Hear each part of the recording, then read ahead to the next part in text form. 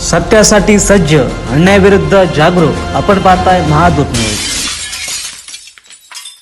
अकोट शहर बस स्थानक परिसरात हरवलेली सोन्या चांदीच्या दागिन्यांची पर्स अकोट शहर पोलिसांनी तत्परतेने शोधून संबंधित महिलेच्या ताब्यात दिली आहे. अवधूत कॉलनी अकोट येथे राहणाऱ्या सौ गायत्री पवन केंद्रे या पतीसोबत चारचाकी वाहनाने अकोट बस स्थानकात आल्या असताना वाहनाचे गेट उघडताना नकळत दागिन्यांची पर्स खाली पडली. या पर्समध्ये सुमारे 25 ग्राम वजनाची सोन्याची पट्टापोथ तसेच चांदीच्या तोरड्या असा एकूण अंदाजे 2,15,000 रुपयांचा ऐवज होता. ही बाब घरी गेल्यानंतर लक्षात येताच सौ केंद्रे यांनी तात्काळ अकोट शहर पोलीस ठाण्यात धाव घेत तक्रार दाखल केली. पोलिसांनी गहाळ नोंद करून त्वरित तपास सुरू केला.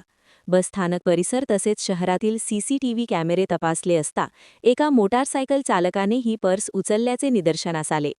तपासादरम्यान मोटारसायकल क्रमांकाच्या आधारे आकाश अरुणराव बरिंगे राहणार वडगाव रोठे तालुका तेल्हारा जिल्हा अकोला याचा शोध घेण्यात आला.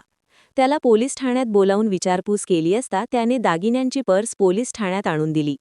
यानंतर सहाय्यक पोलीस अधीक्षक निखिल पाटील यांच्या हस्ते सोन्या चांदीचे दागिने सौ गायत्री केंद्रे व त्यांचे पती पवन केंद्रे यांच्या ताब्यात परत करण्यात आले.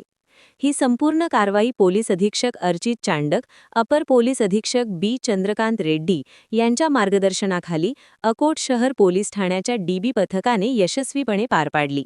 पोलिसांच्या या तत्परतेबद्दल नागरिकांकडून समाधान व्यक्त करण्यात येत आहे.